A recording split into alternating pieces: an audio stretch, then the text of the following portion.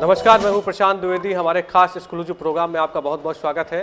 जैसा कि आपको पता है कि देश की जानी मानी अभिनेत्री कंगना रनौत इस समय सुर्खियों पर है। उन्होंने सुशांत मर्डर केस को भी खुलकर उठाया और आज उनका एक बयान सामने आया। उन्होंने कहा कि जो मुंबई है वो पाक कश्मीर की तरह की वहाँ पे बातें सामने आ रही हैं। उन्होंने एक बयान दिया। हमारे साथ में सीधे मुंबई से लाइव जुड़ गए हैं रामकिशोर त्रिवेदी जी, जो कि मीडिया प्रभारी और प्रवक्ता है मुंबई कांग्रेस के। सर, बहुत बहुत स्वागत है आपका हमारे इस खास डिबेट शो में। धन्यवाद किसान। सर, मेरा सबसे पहला सवाल कि आपने कंगना रनौत का जो बयान सुना उसके बारे में क्या कहना है? उन्होंने मुंबई के ऊपर कहा है कि मुंबई जो है पाकिस्तान से तुलना उसकी कर दी। कैसे देखते हैं आप इस पूरे बयान को? नहीं, कंगना रनौत के इस बयान को सुन करके जो उन्होंने ट्वीट किया उससे मुझे बड़ा दुख हुआ है जी। और कंगना रनौत को ऐसा बयान नहीं देना चाहिए जी। सुशांत मर्डर केस में कंगना रनौत ने काफी आवाज उठाई। उसका हम लोग स्वागत करते हैं कि ठीक है, सुशांत को न्याय दिलाना सबकी जिम्मेदारी, पूरे देश की जिम्मेदारी है जी। लेकिन सुशांत मर्डर केस में मुंबई पुलिस पर उंगली उठाना कंगना की जिम्मेदारी नहीं है। इसी मुंबई पुलिस को लेकर के कंगना ये बयान दे रही है, उसी मुंबई पुलिस ने उनको सुरक्षा दी। उसी मुंबई पुलिस ने जब उनके ऊपर केसेस हुए तो उसी मुंबई पुलिस ने उनकी जांच की और उसी मुंबई पुलिस के बारे में आज वो कह रही हैं, जिस मुंबई ने उनको नेम और फेम दिया, जहां आकर के वो एक बड़ी अभिनेत्री बनी, जिस मुंबई ने उनको पनाह दी, आज उस मुंबई की तुलना पाकिस्तान अधिकृत कश्मीर से करना बेहद गलत और बेहद निंदनीय।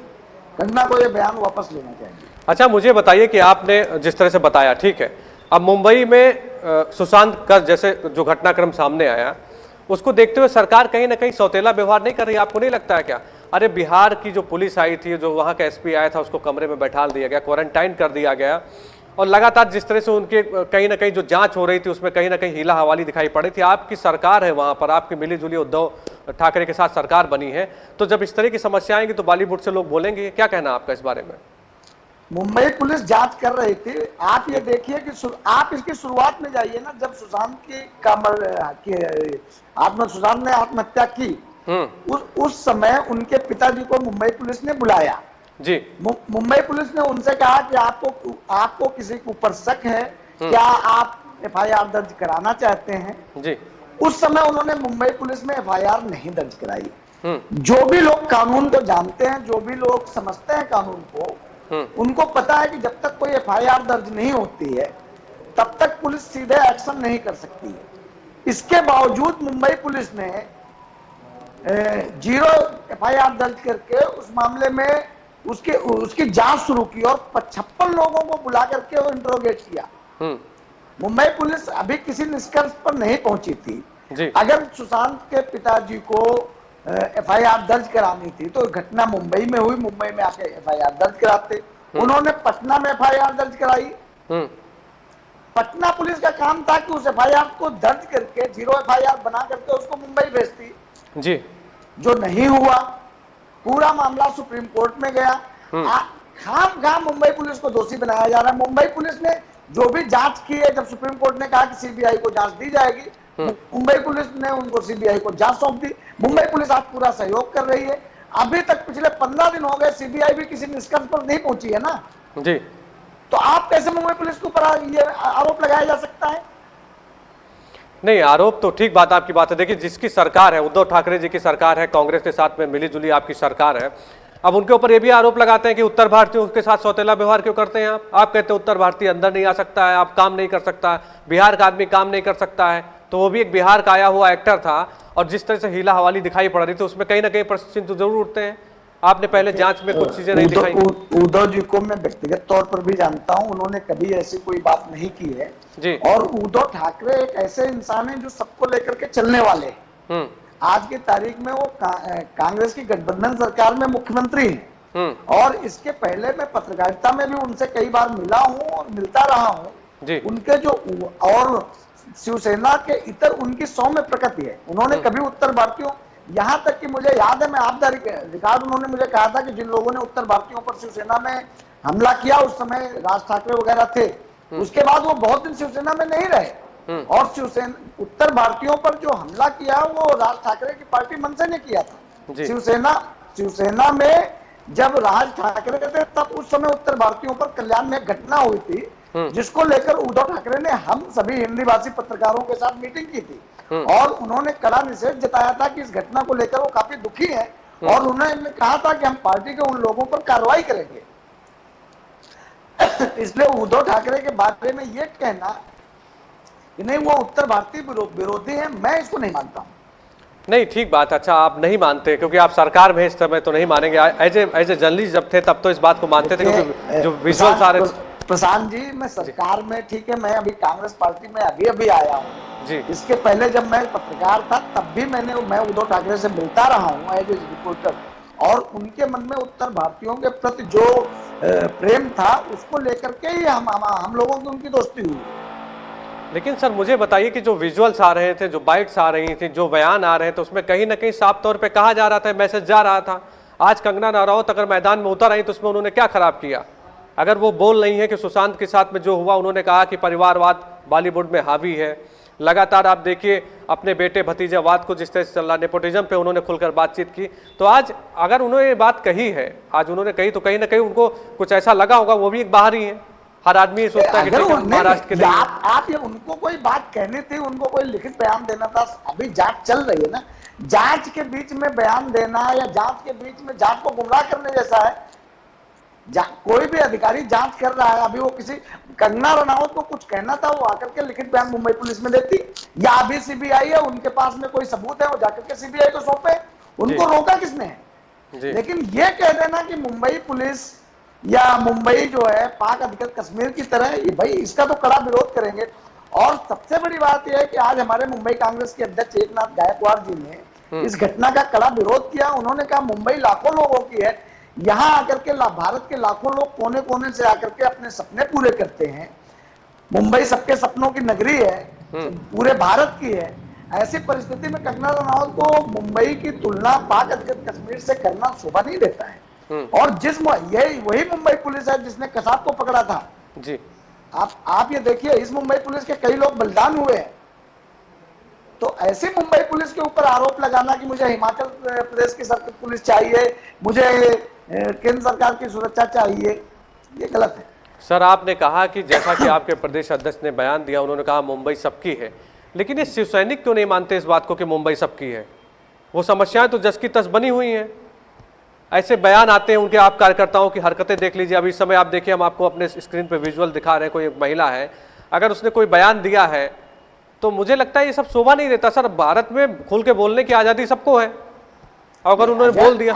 अगर शिवसेना के नेता या शिवसेना के लोग किसी भी प्रकार का गैर कानूनी काम करते हैं तो कांग्रेस उसका समर्थन नहीं करेगी। लेकिन सवाल इस बात का है प्रशांत जी कि कंगना रनौत ने जो कुछ बोला है, आज कहाँ है वो तथाकथित राष्ट्रवादी सर्टिफिकेट बांटने वाले लोग?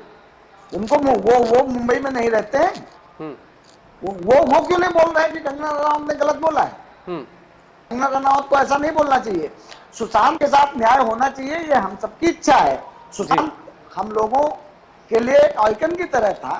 सुशांत उत्तर भारत से आता है, इसको लेकर के हम लोगों को गर्व है। सुशांत के साथ न्याय मिलना चाहिए, लेकिन क्या सुशांत के परिवार से भी ये पूछा जाना चाहिए कि आपने मुंबई में एफआईआर क्यों नहीं दर्ज कराई? सर आपने मुंबई को इतने करीब से देखा, आप उत्तर प्रदेश से हैं, मन में एक बहुत पीड़ा रहती है। सर मुझे भी जब सुशांत के बारे में पता लगा, जिसको लोग आइडियल समझते हैं, पर्दे पर देखते हैं, बहुत कुछ सीखते हैं, बहुत सारे फॉलोअर्स होते हैं, और सूचना आती कि वह वो दुनिया में नहीं रहा, जबकि एक जिंदा दिल इंसान, तो कहीं ना कहीं जिस तरह से उसके साथ में घटनाक्रम हुआ, तो उसमें आपको लगता है कि मुंबई बॉलीवुड में परिवारवाद, भतीजावाद हावी है क्या?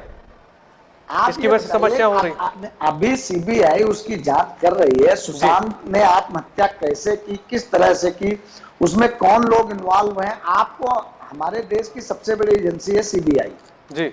हमें सीबीआई के ऊपर पूरा भरोसा है और वो जांच निकाल करके लाएगी, दूध का दूध पानी का पानी करेगी। जब तक सीबीआई कोई निष्कर्ष पे नहीं पहुंचती है, तब तक मीडिया या दूसरे लोगों को ये हक किसने दिया कि वो निष्कर्ष पे पहुंच जाए? किसी के पास क्या सबूत है कि महाराष्ट्र सरकार ने दबाव बनाया? किसी के पास कोई सबूत है? अगर सबूत है तो पेश करें। मुंबई पुलिस ने 56 लोगों को जांच के लिए बुलाया, सबको इंटरोगेट कर रही थी। नेपोटिज्म पे उसने इंटरोगेट किया, महेश भट्ट को बुलाया, बड़े बड़े फिल्मी लोगों को बुलाया, जांच अभी चली रही थी। मुंबई पुलिस किसी निष्कर्ष पर नहीं पहुंची थी।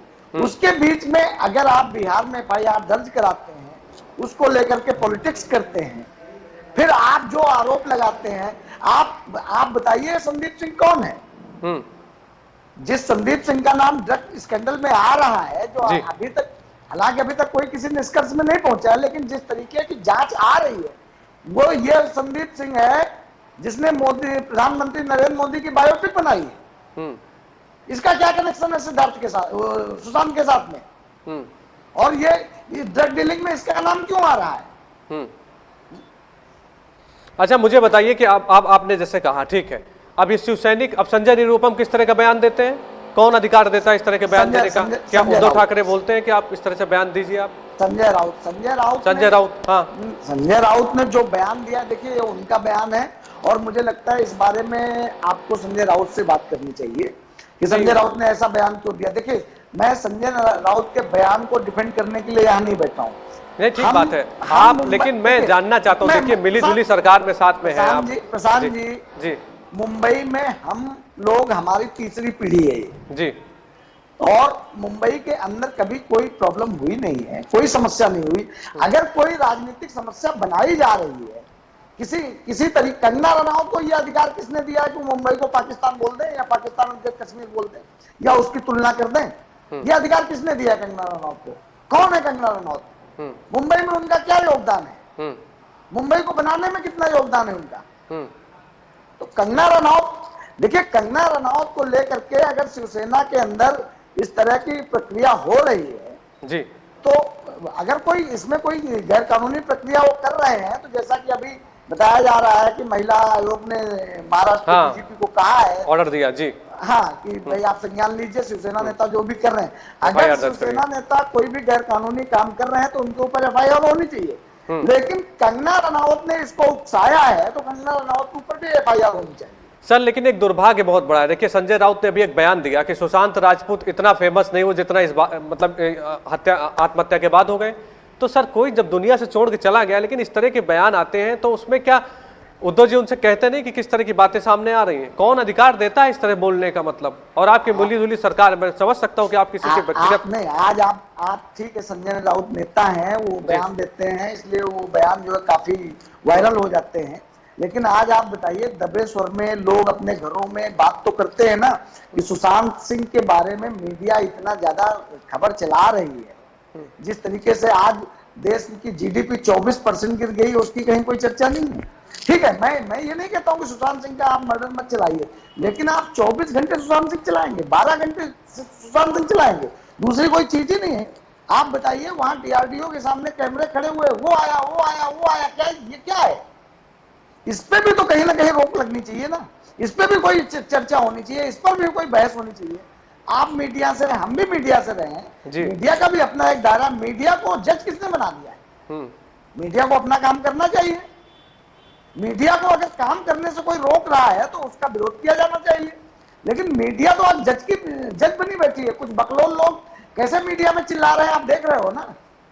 सर, ये तो देखिए काम है, सही बात है, जो मतलब मीडिया का काम अपना करना है, आप अपना इस समय काम कर रहे हैं। सर, अच्छा, मुझे बताइए कि आप मुंबई के प्रवक्ता बनाए गए, मीडिया प्रभारी बनाए गए हैं, आपको बहुत बहुत सबसे पहले तो बधाई और शुभकामनाएं मेरी तरफ से, हार्दिक धन्यवाद। आप मुझे बताइए कि किस तरह से आप परिवर्तन करेंगे? आप इस सीट पे पहुंचे, इतनी बड़ी मुकाम पे पहुंचे, आप उत्तर प्रदेश से आते हैं, आप पहले पत्रकार बनते हैं, उसके बाद फिर आप धीरे धीरे आपने पॉलिटिकल एडिटर आप बने, और बहुत टाइम तक आपने एक देश के जाने माने अखबार को लीड किया वहां पर, और खुद आप इस समय आपके पास एक अखबार है, और उसके बाद आपको इतना बड़ा पद मिल जाता है वहां पे। कैसे देखते हैं अपने सफर को, और क्या क्या चुनौतियां आपके सामने है? मैं समझना चाहता हूँ आपसे। देखिए, मुंबई कांग्रेस में कोई चुनौतियां तो नहीं, मुंबई कांग्रेस का एक गौरवमय इतिहास रहा है जी, और सबसे बड़ी खुशी की बात यह है कि मैं रायबरेली जिले से आता हूं, और रायबरेली जिले में भी कांग्रेस का गौरवमय इतिहास रहा है। मुंबई में कांग्रेस की स्थापना हुई, और रायबरेली में कांग्रेस पली बढ़ी। इंदिरा जी से लेकर के सोनिया जी, प्रियंका जी, राहुल जी, हम सब लोगों ने वहां इनको देखा ही है, और किस तरीके से ये लोग काम करते हैं जनता के लिए जी, आप भी इसको बेहतर तरीके से जानते हो जी। रही बात मुंबई में, तो मुंबई में काम करने की जो चुनौतियां हैं, वो कांग्रेस के काम को जनता के साथ सीधे कनेक्ट करना है। अब समस्या इस बात की है कि आज की तारीख में जो इन लोगों के पास में ब्रिगेड है हर चीज को ट्विस्ट करने की, आप देखिए, आज आप देखिए कितना बड़ा दुर्भाग्य है, कितनी बड़ी विडंबना है कि देश की जीडीपी 24% गिर गई है, बेरोजगारों के पास रोजगार नहीं है, लाखों लोग मुंबई से पलायन कर गए हैं। अरे तो आप करिए ना मुंबई के लिए, आप तो प्रवक्ता भी हैं, आपकी सरकार है। मैं आपको वही बता रहा हूँ जी। लाखों लोग मुंबई से पलायन कर गए हैं। जो मजदूर पैदल गए अब वो मुंबई आना चाहते हैं, काम पर लौटना चाहते हैं। आज सरकार उनके लिए ट्रेन नहीं मुहैया करा रही है। केंद्र सरकार को हम लोग बहुत बार चिट्ठी लिख चुके हैं, हमारी मुंबई कांग्रेस ने भी पत्र लिखे हैं, सबने उनको बोला हुआ है। रेल मंत्री पीयूष गोयल मुंबई से आते हैं, फिर भी उन लोगों को कुछ समझ में ही नहीं आ रहा है। अरे तो मुझे बताइए सर, सीखिए ना फिर आप उत्तर प्रदेश के मुख्यमंत्री से, वो तो बसें भेज देते हैं दूर दूर तक, आपकी सरकार है वहां पे, आप भी करिए कुछ व्यवस्था ऐसी बनाइए, कुछ ऐसा अल्टरनेट सिस्टम बनाइए कि आदमी पहुंचे वहां तक। भाई साहब, हमारे देश में जो रेलगाड़ी जब नहीं चल रही है, बसें जब अगर रेल मंत्री हाथ खड़े कर दें, मोदी जी के रेल मंत्री हाथ खड़े कर दें, तो हम लोग बसें भेज देंगे यहाँ से। और भेजी है, प्रियंका जी ने उत्तर प्रदेश में बसें भेजी ही है ना, जब योगी जी ने हाथ खड़े कर दिए थे। चलिए ठीक है बात सर, आप मतलब अच्छी चर्चा आपसे हुई, मेरी बातचीत हुई, और लगातार मैं मुंबई के बारे में जो भी जानकारियां होंगी आपसे लेता रहूंगा और लगातार आपसे खास बातचीत करता रहूंगा। सबसे पहले तो आपको बहुत बहुत शुभकामनाएं, आपको ये पद मिला है और आप और आगे बढ़े, मेरी बहुत बहुत शुभकामनाएं सर आपको। प्रशांत जी बहुत बहुत धन्यवाद। और मुझे आपसे बात करके बड़ी खुशी होती है, ऐसा लगता है कि मैं अपने घर में बात कर रहा हूँ जी। और क्योंकि ये हमारे रायबरेली जिले का बड़ा प्रभावशाली चैनल है आपका जी, जी। और आप वहाँ पूरे जिले में, पूरे प्रदेश में जन जन तक पहुंच रहे हैं और जिस तेजी से आप ग्रोथ कर रहे हैं उसके लिए आपको बहुत बहुत बधाई और बहुत बहुत आपका अभिनंदन। बहुत बहुत धन्यवाद सर, बहुत बहुत धन्यवाद सर, थैंक यू जुड़ने के लिए। Thank you. तो हमारे साथ में सीधे लाइव जुड़े थे रामकिशोर त्रिवेदी जी मुंबई से। हम आपको बताएं कंगना रनौत का एक बयान आया है जिसमें उन्होंने मुंबई की तुलना पाकिस्तान से कर दी, उसको लेकर काफ़ी वहाँ विरोध हो रहा है और कंगना रनौत लगातार सुर्खियों पे रही। उन्होंने जो है सुशांत का मामला हो उसमें उन्होंने खुलकर बोला, उन्होंने बॉलीवुड में जिस तरह से भाई भतीजावाद चल रहा है उस पर उन्होंने खुलकर बोला। तो इसी तरह लगातार हम लोग आपसे चलते रहेंगे, मुलाकात करते रहेंगे, किसी न किसी खास बातचीत पर आपके साथ में होते रहेंगे रूबरू। S7 में फिर होगी आपसे मुलाकात। इससे पहले आप सुरक्षित रहिए, मास्क लगाइए, बाजारों में कम जाइए। भारत सरकार, उत्तर प्रदेश सरकार की जो भी गाइडलाइन है उनको जरूर फॉलो करिए और उत्तर प्रदेश की सभी खबरों के लिए आप S7 न्यूज़ चैनल के फेसबुक पेज को लाइक करिए और यूट्यूब चैनल को सब्सक्राइब करिए। नमस्कार।